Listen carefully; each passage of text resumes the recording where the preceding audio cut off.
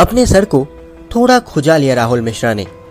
4 दिन से वो जेल में बैठा हुआ है, इसीलिए उसने नहाया भी नहीं था और इसीलिए उसके काले रंग के बाल वाले सर पे खुजली हो रही है।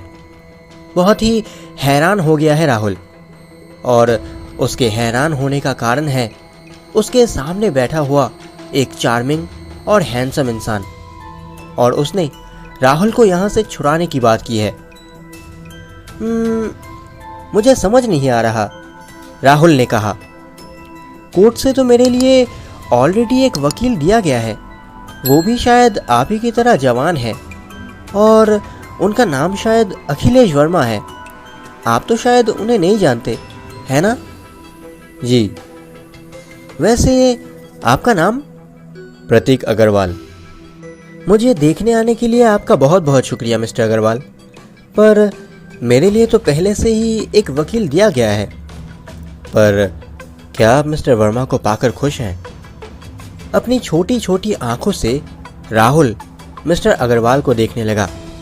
उसके बाद धीरे धीरे उसने कहा, मुझे तो लगता है कि उनसे ही मेरा काम हो जाएगा, पर क्या? पर मैं निर्दोष हूँ, ये बात वो मानना ही नहीं चाहते। मतलब मुझे लगता है कि उन्होंने ये पहले से ही मान लिया है कि मैं ही अपराधी हूँ। उनका मानना है कि अपना अपराध कबूल करके उसके लिए माफ़ी मांगना ही मेरे लिए सही रहेगा, और मुझे तो लगता है कि वो पब्लिक प्रोसिक्यूटर के साथ सुलह करने की भी कोशिश कर रहे हैं। मतलब ये केस शुरू होने से पहले ही ख़त्म हो चुका है। जेल तो मुझे जाना ही होगा, पर अब सवाल ये है कि कितने दिनों के लिए।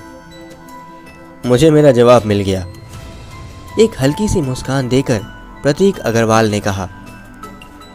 आपके वकील से आप खुश नहीं हैं और आपकी तरफ से लड़ने के लिए अदालत ने उसे ही आपको दिया है, पर उसे हटाकर उसकी जगह आप अपने केस के लिए मुझे ले सकते हैं। इतना अधिकार आपके पास है।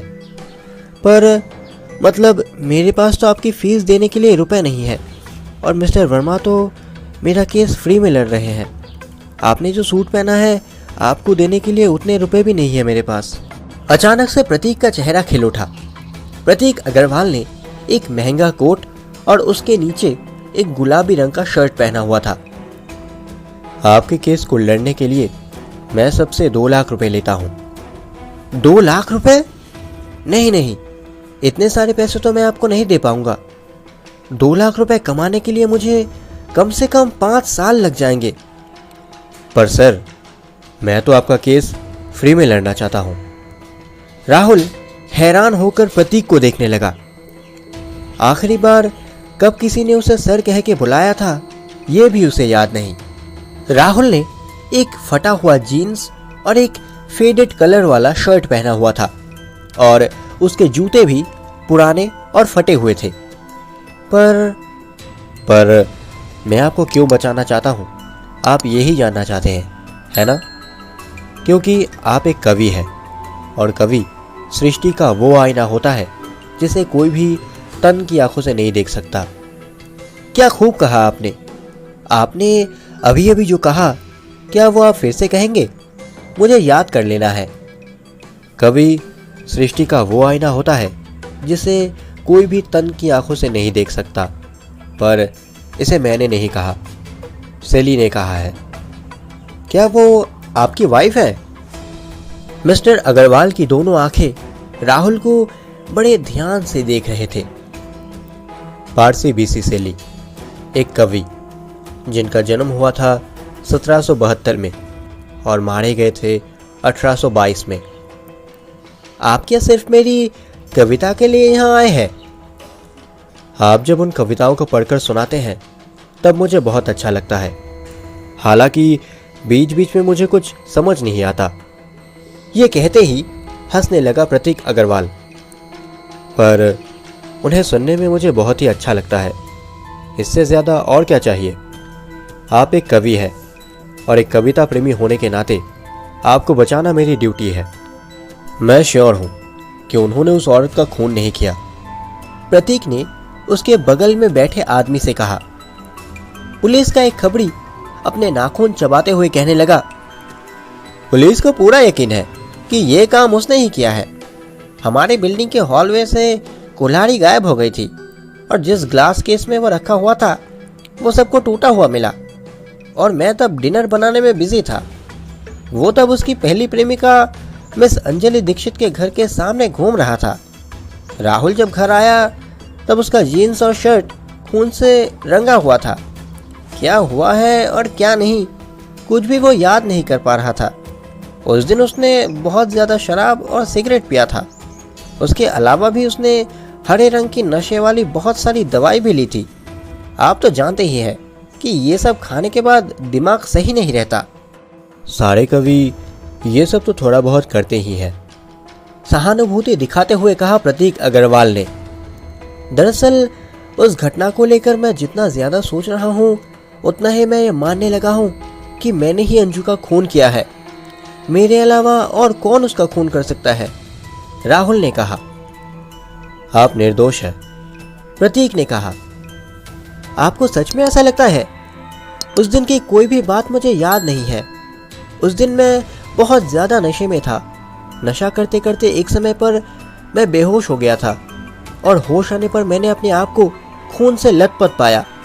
नशे में हमेशा ही मैं खूंखार बन जाता हूँ। अंजू के साथ रहते वक्त भी मैंने उसे नशे में कई बार मारा है। निधि को भी मारा है मैंने। इसीलिए उसके पिता मुझसे नफरत करते हैं। निधि के पिता आपसे नफरत करते हैं? हाँ, पर इस बारे में मैं उन्हें दोष नहीं दूंगा। वो पैसों से खेलते हैं और मैं हर रोज़ मजदूरों की तरह थोड़ा थोड़ा पैसा कमाने वाला आदमी। कविता लिखकर बहुत ही कम पैसा इनकम होता है। ये तो काफ़ी अपमानजनक बात है। बिल्कुल सही। पहले निधि के पिता हर महीने की शुरुआत में उसे एक भारी भरकम पैसों का चेक देते थे, पर मेरे साथ रहने के बाद से ही उसे पैसा भेजना बंद कर दिया उस बुढ़े ने। पर निधि का छोटा भाई एक महंगी गाड़ी में बैठकर पैसे वाले स्कूल में पढ़ने जाता है और निधि की माँ महंगे गहने पहनकर पार्टी करने जाती है, और इधर निधि अपने प्यार के लिए मेरे उस छोटे से घर में रसोई घिस रही है। इंटरेस्टिंग। वो आदमी सच में मुझसे बहुत नफरत करता है। कोई कोई मुझे भाव नहीं देता और कोई कोई मुझे देता है, पर वो तो मुझे बर्दाश्त ही नहीं कर पाते। आप तो जानते ही हैं कि ये सब लोगों के दिल तोड़ देता है, और मुझसे अलग होने के लिए वो निधि पर बहुत ही ज़्यादा दबाव दे रहे थे। इतने दबाव के बीच हम दोनों टूट चुके थे। आखिर में मेरे कलम में से अल्फाज निकलने ही बंद हो चुके थे।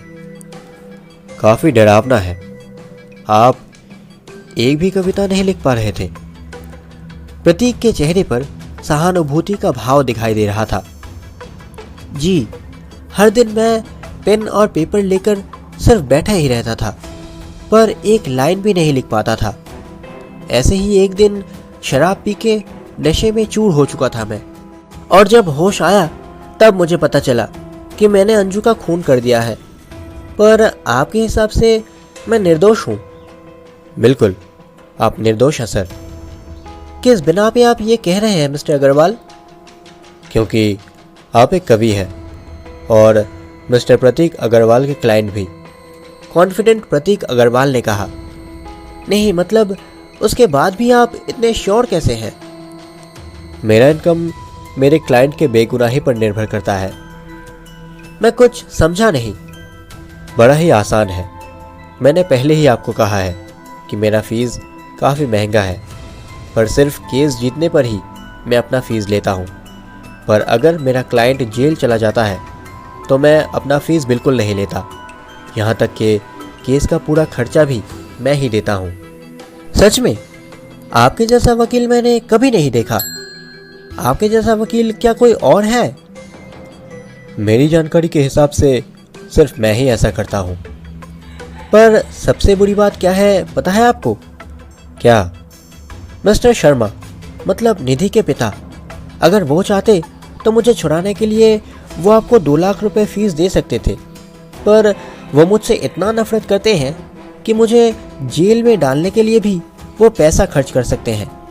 थोड़ा घुमाकर कहूँ तो अगर आप ये केस हार जाते हैं तो आपको आपके 2 लाख रुपए मिल सकते हैं। ये काफ़ी दर्दनाक बात है। प्रतीक ने कहा। उसके बाद मिस्टर प्रतीक अग्रवाल वहां से चले जाते हैं।